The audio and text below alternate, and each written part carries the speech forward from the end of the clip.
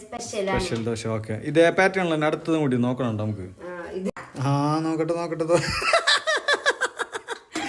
എന്ത് ദോശ ഇയാൾ ഉണ്ടാക്കിയേക്കണ് ഗൈസ്. ഒരു ദോശ ഉണ്ടാക്കിയേക്കണ പ്രൊഫഷണലാന്ന് പറഞ്ഞു നോക്കി അത് എടുക്കാനായിട്ട്. എന്നെ ഉമ്മാനെ കൊണ്ട് തന്നെ ഉണ്ടാക്കിച്ചാൽ മതിയായിരുന്നു. നല്ല ദോശ ഇതേ ഉണ്ടാക്കണം. അത് അത്രയും കട്ടി പറയാൻ പാടില്ല, നീ ഭയങ്കരമായിട്ട് അമർത്തിയിട്ട് ചെയ്യണം. നോക്കട്ടെ, പെർഫെക്റ്റ് ഓക്കെ. ഞാനേ ഈ ദോശ നൈസായിട്ട് മെടയാൻ നോക്കട്ടെ. ദോശയുടെ കോലെങ്ങനെയാണെന്ന് വെച്ച് കഴിഞ്ഞാലും സാമ്പാർ മുക്കി അങ്ങോട്ട് അടിക്കുമ്പോ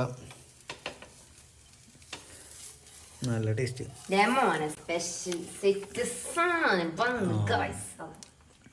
അത് സെറ്റായിട്ടുണ്ട്. കൈ കൊണ്ട് തൊട്ട ദോശ ഞാൻ തിന്നില്ല. ലിപ്സ്റ്റിക്കും അതും